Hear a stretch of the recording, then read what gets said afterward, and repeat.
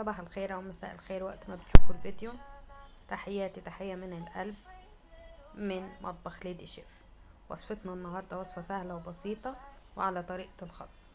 هنعمل فراخ مشوية ومحشية بأسهل طريقة وكمان بتتبيلة ولا أروع. تجربة لو جربتيها أنا متأكدة إنك مش هتبطلي تعمليها. فراخ صحية لأنها مشوية بس كمان محشية لمحبين الحشو. يلا نبدأ وصفتنا.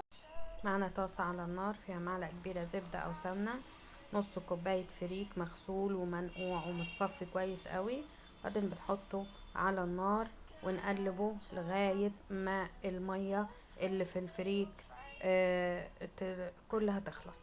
بعد كده بنضيف عليها نص كوباية رز وبنفلفل الرز مع الفريك، وبعد كده بنحط التوابل، توابل ملح وفلفل ورق لورا.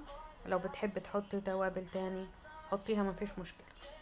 خلاص لغاية ما يتفلفل الرز والفريك بنطشهم بالمية، بعدين بنسيبهم يستووا على نار هادية زيه زي الرز المفلفل العادي. بعد كده بندخل على الفرخة بتاعتنا. معنا فرخة متوسطة هنتبلها من بره، عبارة عن معلقة كبيرة زيت زيتون، معلقة خل، بابريكا، ملح وفلفل اسود طبعا، ومعلقة كاري. بس كده دي التتبيلة من بره علشان تدينا اللون الحلو المحمر بتاع الفراخ. خلاص هنعملها من ورا وقدام، وبعد كده بتكون الحشوة بتاعتنا جهزت.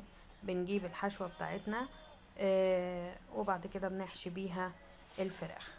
الحشوة بتاعتنا ممكن تبقى فريك كلها او فريك ورز، وممكن اللي مش بيحب الفريك ممكن تبقى رز بس.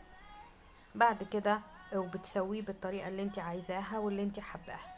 يبقى بنحشي الفراخ بالحشوة اللي انت تحبيها، وممكن نضيف عليها كمان الكبد والقوانص والقلب بتاع الفراخ، بس احنا مش بنفضله. هنحشي الفرخة بالطريقة دي طبعا لان الحشوة مستوية اوريدي، فمش بنسيب مساحة في الفرخة علشان اوريدي هي الفريك مستوي والرز مستوي، فبتكبسيها كويس قوي. بعد كده بنجيب كيس حراري، وده السر في الوصفة كلها. السر ان احنا بعد كده بنحط الفرخة في الكيس الحراري وبنعملها كويس قوي بالتتبيلة تاني من بره عشان دي اللي هتدينا اللون. هنقفل الكيس كويس قوي، وبعد كده هنحطه في صينية وهنخرم الكيس بسكينة علشان الهواء السخن يطلع منها وما ينفجرش الكيس.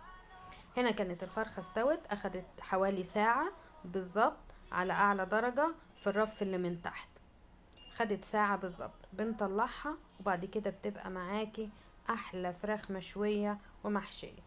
الصوص اللي نزل منها انا بدهن بيه وش الفراخ عشان تبقى بتلمع وتديكي نفس نتيجة الفراخ المشوية الجاهزة بتاعة المطاعم. ودي جربيها وهتلاقيها احلى بكتير. احلى وصفة فراخ ممكن تجربيها مشوية ومحشية، واحلى كمان من المطاعم. لو وصلت لغاية هنا ما تنسوش اللايك والشير وسبسكرايب. اشوفكم في فيديو جديد. باي باي.